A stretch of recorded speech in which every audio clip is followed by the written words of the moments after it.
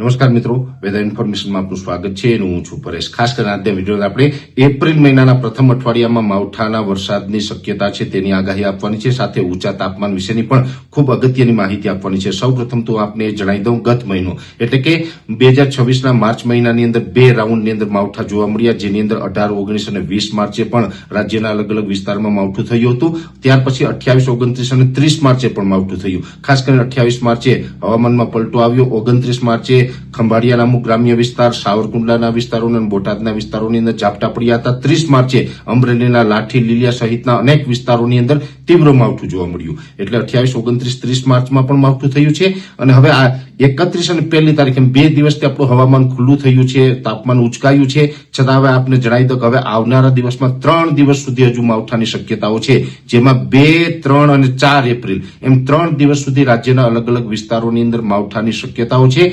જેમાં ખાસ કરીને જોવા જઈએ તો ઉત્તર ભારતના જે પહાડો ઉપરથી અત્યારે back to back western disturbance પસાર થઈ રહ્યા છે। ઉત્તર ભારતના પહાડો ઉપર બરફવર્ષા પણ થઈ રહી છે અને એ જે વેસ્ટર્ન ડિસ્ટર્બન્સ હોય છે એનો ટ્રફ છે એ દક્ષિણ પાકિસ્તાન અને ગુજરાત સુધી લંબાઈ રહ્યો છે, જેને કારણે માર્ચ મહિનામાં પણ બે માવઠા થયા અને હવે એપ્રિલ મહિનાના પ્રથમ અઠવાડિયામાં જ આ એક માવઠું થવાનું છે। જેમાં ખાસ કરીને જોવા જઈએ તો અત્યારે એ જે વેસ્ટર્ન ડિસ્ટર્બન્સનો જે ટ્રફ છે એ પાકિસ્તાનના અમુક ભાગો ઉપર પહોંચી ગયો છે। 2 એપ્રિલ 2026ના રોજ કચ્છ જિલ્લાના જે નલિયા એટલે કે અબડાસા તાલુકાની એની આસપાસથી માવઠાના ઝાપટાની શરૂઆત થઈ શકે છે। ખાસ કરીને આ માવઠાની વધુ અસર સૌરાષ્ટ્ર અને કચ્છની અંદર જોવા મળે તેવી શક્યતાઓ છે। એમાં કચ્છ જિલ્લાના અમુક સેન્ટરની અંદર તો તીવ્ર માવઠું થશે, એટલે કે સામાન્ય કરતા થોડુંક વધુ માવઠું થાય તેવી પણ શક્યતાઓ છે। સૌરાષ્ટ્રના પણ એકાદ બે સેન્ટરની અંદર તીવ્ર માવઠું, બાકી છૂટાછવાયા વિસ્તારમાં માવઠું થવાનું છે। એટલે આમ જોવા જઈએ તો સૌરાષ્ટ્ર અને કચ્છની અંદર આ માવઠાની અસર થોડીક વધારે જોવા મળશે।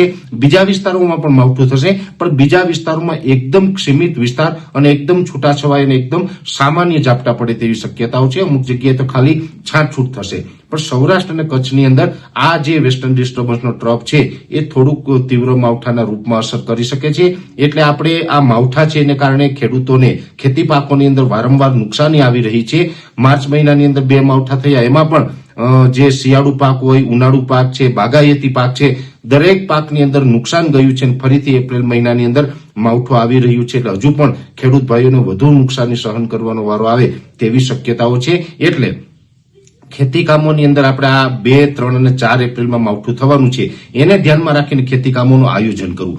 બીજી વાત એ કરવાની છે કે અત્યારે આમ તો ઉનાળો ચાલી રહ્યો છે, એટલે ઉનાળાની અંદર સ્વાભાવિક રીતે તાપમાન ઉચકાતું હોય છે, એમાં પણ એપ્રિલ અને મે મહિનો છે તો આકરા તાપના મહિના કહેવામાં આવે છે।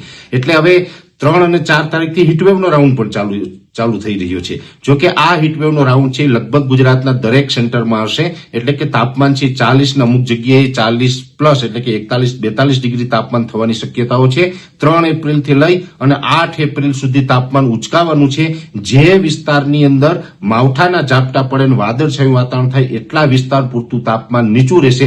હવે આપણે ગુજરાતની અંદર ઓલ ઓવર જોવા જઈએ તો સાર્વત્રિક તો માવઠું થવાનું નથી। સૌરાષ્ટ્ર અને કચ્છમાં થોડીક વધારે અસર, બીજા વિસ્તારમાં ઓછી અસર। એટલે અને સૌરાષ્ટ્ર અને કચ્છની અંદર પણ સાર્વત્રિક નથી, બધા જ ગામમાં નથી થવાનું, અમુક ગામમાં જ થવાનું છે।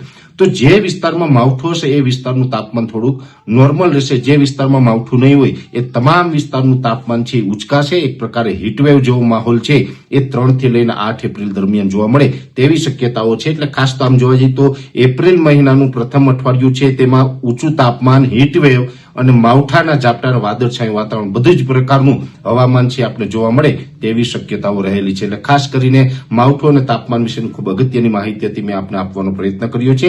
વિશેષ માહિતી છે નેક્સ્ટ વિડીયોમાં આપવામાં આવશે। અત્યારે વિડીયોની અંદર એટલું જ। દરેક મિત્રોને વિનંતી રહેશે વિડીયોને લાઈક આપીને દરેક ગ્રુપમાં શેર કરવો। યુટ્યુબ ઉપર જોઈ રહ્યા હોય તો ચેનલને સબસ્ક્રાઇબ કરજો અને ફેસબુક પેજને ફોલો કરજો।